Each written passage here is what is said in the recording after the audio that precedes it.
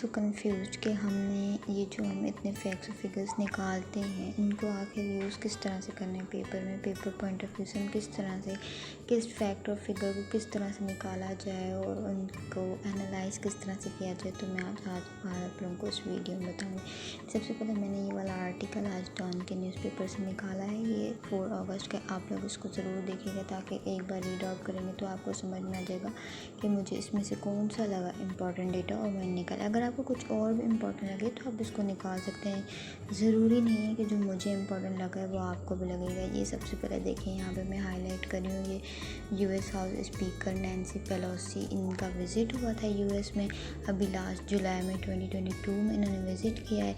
ये मुझे इंपॉर्टेंट लगा पहली लाइन में, तो मैंने इसको हाईलाइट कर लिया कि ये नाम हमें ज़रूर पता होना चाहिए। सेकेंडली, ये चाइना का जो रिएक्शन इस पूरी लाइंस में 2-3 लाइंस में इस पूरे सेंटेंस में बताया हुआ है हमें कि चाइना ने किस तरह से रिएक्शन किया है, एक्सट्रीम एग्रीगियस रिएक्शन है, वो सारा मैंने यहाँ पे इसको पॉइंट आउट कर लिया। उसके बाद नीचे मुझे हम इसको पढ़ते जाएंगे, काफ़ी सारी चीज़ें हमें नज़र आएंगी, लेकिन जो सबसे इम्पॉर्टेंट है कि हमने इस तरह की चीज़ें निकालनी है जो फिर आगे हम अपने पेपर में लिख भी सकें। जैसे यहाँ पर ये जो स्पीकर ने अपनी टाइपी ने एक स्टेटमेंट दे दी कि वर्ल्ड जो फेस कर रही है चॉइस बिटवीन डेमोक्रेसी एंड एटोक्रेसी, ये उसने वहाँ पर ताइवान में जाकर दी स्टेटमेंट। तो मतलब इसका मतलब क्या हुआ कि ताइवान जो है वो डेमोक्रेटिक और चाइना को उन्होंने एटोक्रेटिक शो करवाया है। तो इस पर जो है फिर चाइना ने बहुत ही ऊपर लिखा हुआ एक्सट्रीमली एग्रीगियस रिएक्शन दिया है। ये आप वर्ड बार बार यूज़ कर सकते हैं अपने पेपर में, ये बहुत अच्छा वर्ड बन सकता है आपका। उसके अलावा ये देखिए हम नीचे ये अमेरिका के बारे में बताया हुआ है कि भाई अमेरिका का जो सऊदी अरब में विज़िट हुआ रिसेंटली वो किस लिए था, वो डेमोक्रेटिक तो बिल्कुल भी नहीं था। Institute it was a geopolitical visit, वो अपनी जियोपॉलिटिक्स के लिए उन्होंने ये विज़िट किया था, मतलब इसराइल को सपोर्ट करने के।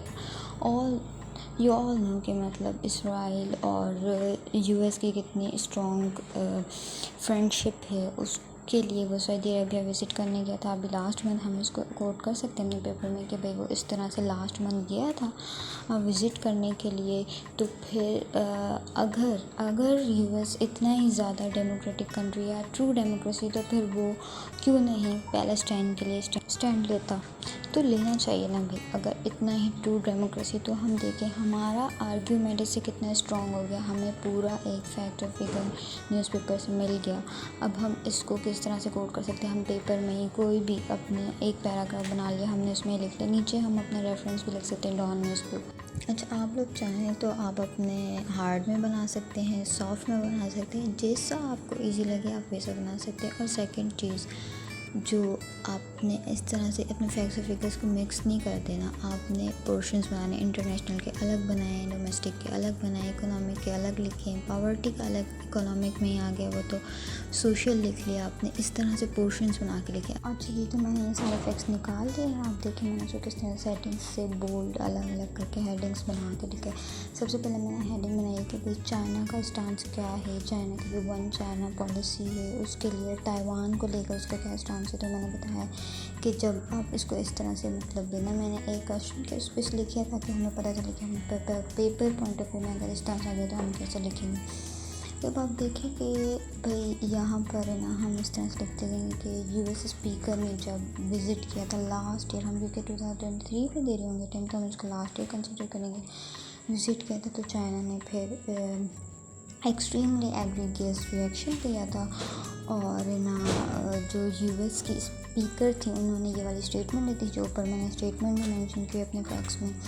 फिर उसके बाद नीचे मैंने क्वेश्चन बनाया कि is US a true democratic country, क्या यूएस एक ट्रू डेमोक्रेटिक कंट्री। अगर आपका जवाब यस है या नो है, आपने डायरेक्टली ये नहीं लिखना यस, ये नहीं। अगर आपका यस है तो आपने पीछे नीचे मैंने जितने भी रेफरेंस लिखे हैं वो आपने उधर अपने वर्ड्स में लिखने के देखें अपनी। अगर हाँ डेमोक्रेसी है तो किस तरह से, जाहिर है हम कहते हैं कि नहीं भाई पूरा डेमोक्रेटिक नहीं है, तो किस तरह से नहीं है ये भी तो आपने प्रूफ करना होगा ना। तो हम इस तरह से प्रूफ करेंगे, देखें जो लास्ट ईयर के हम 2023 में दे रहे होंगे टाइम अगेन, तो हम लास्ट ईयर बोलेंगे इसको। लास्ट ईयर जुलाई में जो बाइडेन ने विज़िट किया है सऊदी अरबिया का, वो किस लिए था? मतलब पैलेस्टाइन इन पे इतने इशू हो रहे हैं और आप इधर से सऊदी अरबिया और इसराइल की फ्रेंडशिप बढ़ाने के लिए बीच में इसराइल को इतना सपोर्ट करें, तो व्हाट इज़ दिस? अब अपने जियो पॉलिटिकल इंटरेस्ट के लिए करें ना सब, तो मतलब वो वहाँ पर कहाँ चले जाते हैं डेमोक्रेटिक रूल्स? इस तरह से हम अपने पेपर में लिख सकते हैं। और नीचे ये देखिए मैंने peace between China and Taiwan, फिर इसकी सजेशन सबसे लास्ट में यहाँ पर मिल जाएंगी एडिटोरियल में, ये फिर सारी सजेशंस लिख दी कि उसमें यूएस का क्या रोल होगा अगर पीस हो ताइवान और चाइना के बीच में। फिर उसकी सारी सजेशंस लिख दी किस तरह से पीस आ सकता है, क्या क्या सजेशंस हैं। या तो फिर यूएस ओपनली ये कह दे कि वो चाइना की वन चाइना पॉलिसी के अगेंस्ट है, या फिर ताइवान को बैक सपोर्ट करना वो छोड़ दे।